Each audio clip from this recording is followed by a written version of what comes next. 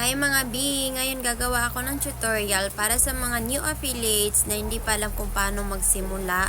So ito siya B. Though hindi siya yung detailed masyado, pero sige gawan ko ng may nagtanong kasi kung paano daw gumawa, paano simulan yung affiliates. So actually marami namang tutorial sa TikTok at saka YouTube. Ba't di na lang kayo manood doon, char. Pero sige na lang para sa inyo, gawan ko na lang ng tutorial. So, hindi ito yung sobrang detailed talaga. So, at least, makatulong man lang. Sige, let's go. Huwag nyo na iman yung mukha ko, wala pa akong ligo. First, dapat meron na kayong TikTok app or meron na kayong existing na TikTok account.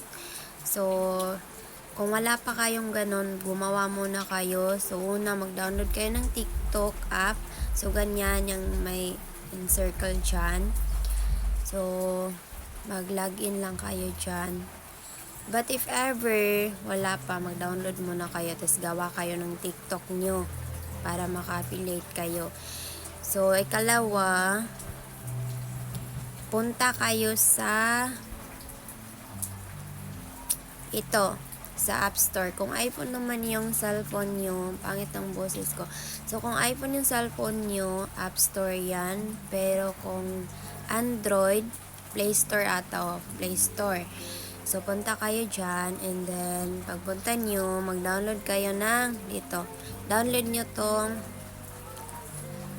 TikTok Shop Seller Center. So, dyan. Download nyo lang yan. And then, after that, pag ma-download nyo na siya, ganito na siya, be. Yan. Ayan. So, since connected naman yung account ko, wait muna.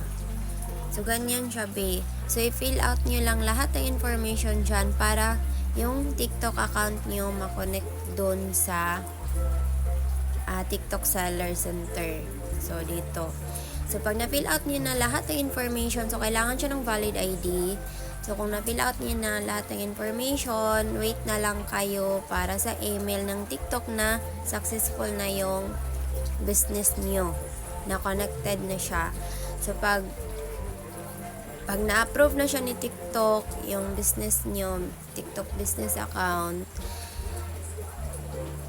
punta kayo sa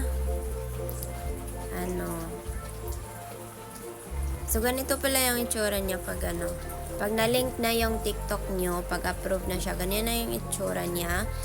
So, pag na-approve na siya mga B, punta kayo sa TikTok shop nyo. I mean, sa TikTok nyo. TikTok account. Ganito na siya yung yung itsura niya. Wait mo na ha. So, ganyan siya B, pag approve na yung TikTok shop nyo. So, dapat merong ganito yung TikTok shop. I-click nyo lang yan. So, pag-click nyo dyan, ganito na yung mapupunta kayo dyan. So, kung first time nyo pa, punta kayo sa product marketplace para makahanap ng mga products na gusto nyong i-promote. Ganyan. So, pagpunta nyo doon, ganito na siya yung magiging itsura niya, be. Ganyan. So, search nyo na lang kung ano yung mga gusto nyong i-promote or meron na kayong existing na products na binivideohan nyo na lang para i-promote nyo. So, ganyan siya. And then, pagkatapos nyo, i-add nyo na lang ganyan. Pag na-search nyo na kung anong yung mga products na gusto nyong i-promote, ganito siya, be. Ganyan ang mga products. So, tingnan nyo kung ilan yung mga commission. So, yung earn, yan yung mga commission na makukuha nyo pag once may benta kayo sa product na pinapromote nyo. So, i-add nyo lang yan, yung lahat, kung anong gusto nyong i-promote dyan. And then,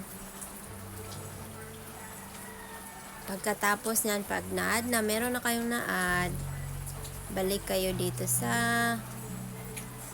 ganyan. Tingnan nyo doon sa dyan sa manage products dyan. Di ko na encirclean. Sa manage products, tapos ito yung magiging itsura niya, be. Pag na-add nyo na lahat ng mga products na gusto nyong i-promote, ganyan na yung magiging itsura niya. And then, pagkatapos niyan, pag meron na kayong mga na-add na mga products na gustong i-promote, ganito na. Tapos niyan. Wait muna, ha. Tapos, kung gusto niyo nang mag-upload ng video, punta lang kayo dyan sa circle na color red. And then, pagkatapos niyan, mapupunta kayo sa... So, ganito yung magiging itsura. And then, pagkatapos, upload, click the upload. So, kung ano yung products na gusto mong i-promote or dapat may video na kayo na ine-edit nyo na para ma-upload nyo sa TikTok. And then, for me, like yung sa akin, so may ine-edit na ako. And then, ganyan. For example, ganyan, i-upload mo na siya. So, pagkatapos mong i-click, tapos i-upload mo na yan, next mo na siya. So, yan yung video na gusto kong i-upload, na gusto kong i-promote yung dress. So, pwede mo rin siyang lagyan ng caption dyan, kung ano, yung related lang sa product na ina-upload mo or gusto mong i-promote. Pwede mong lagyan ng caption dyan or anong pangalan ng dress na yan, ganyan. And then, pagkatapos, next mo na, so, punta ka dito sa, wag mong kalimutan na i-link yung product na gusto mong i-promote. So, ganyan. Add link.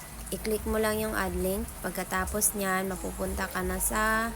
Tapos, mapupunta ka dito sa yung mga products na in-add mo sa showcase.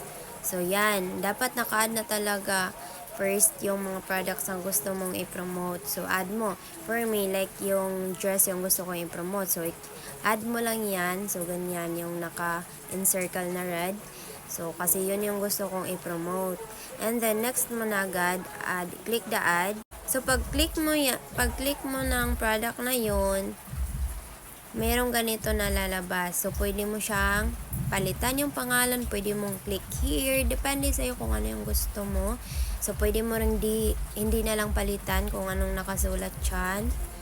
So, usually yung nakasulat dyan, pangalan ng dress. So, kung gusto mong palitan, ako, usually, pinapalitan ko like, dito ka bumili, ganyan. Pwede mong palitan dyan. And then, after that, click mo lang yan. Next mo na. So, na-add na yun. Pag next mo, add na yun. Tingnan mo nasa baba. Nandun na yung yellow basket. And then, ikaw na bahala kung anong caption na gusto mo. Like, ganito. Ay, shit.